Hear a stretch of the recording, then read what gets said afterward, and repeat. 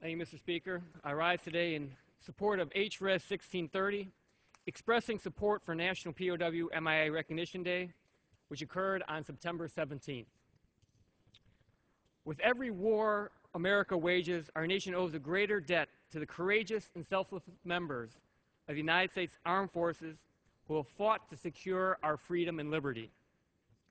During the course of these conflicts, more than 138,000 brave American servicemen and women have been detained or interned as prisoners of war.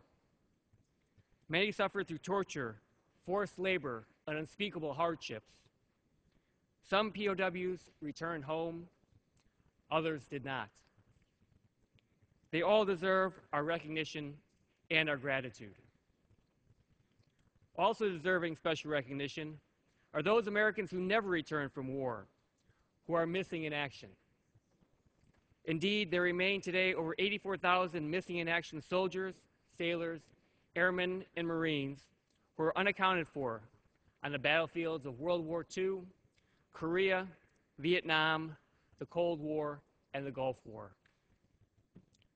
One particular group of American heroes I want to mention today are the more than 500 U.S. Marines and sailors from World War II who remain unaccounted for on the small Pacific atoll of Tarawa.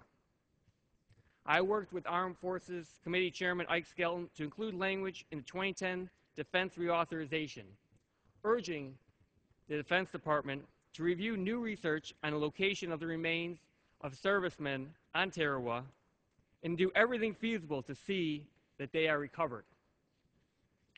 The Joint POW MIA Accounting Command, JPAC, has just returned from Tarawa with word that they have recovered the remains of what they believe to be 2 U.S. servicemen. I, along with the families of those missing service members, look forward to receiving the full report. It is our obligation to honor the extraordinary service of all American POWs and MIAs. Congress first passed a resolution commemorating National POW MIA Recognition Day in 1979. Since then, the third Friday of every September has been set aside to give remembrance to our nation's prisoners of war, unaccounted for military personnel, and their families and friends. So long as members of our armed forces remain unaccounted for, we must expend every effort to bring them home to the country in whose defense they fought and sacrificed.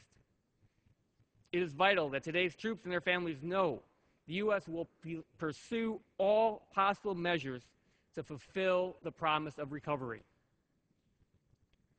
I want to highlight the unwavering commitment of the military commands devoted to recovering remains and providing solace and closure to the families of Americans who remain missing in action from previous conflicts.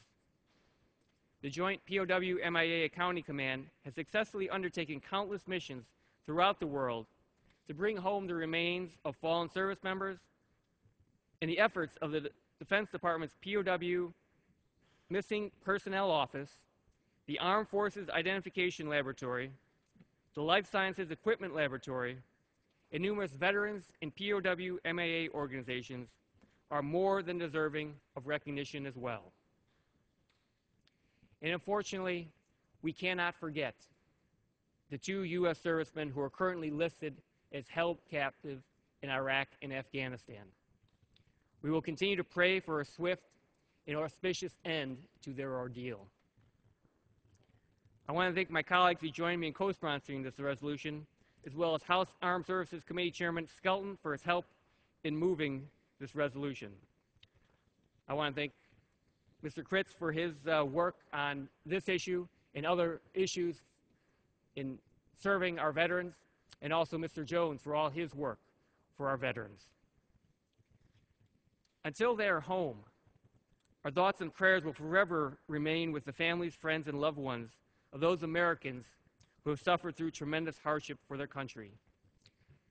I ask all my colleagues to join in support of National POW MIA Recognition Day and to take a moment to reflect upon the immeasurable sacrifices made by American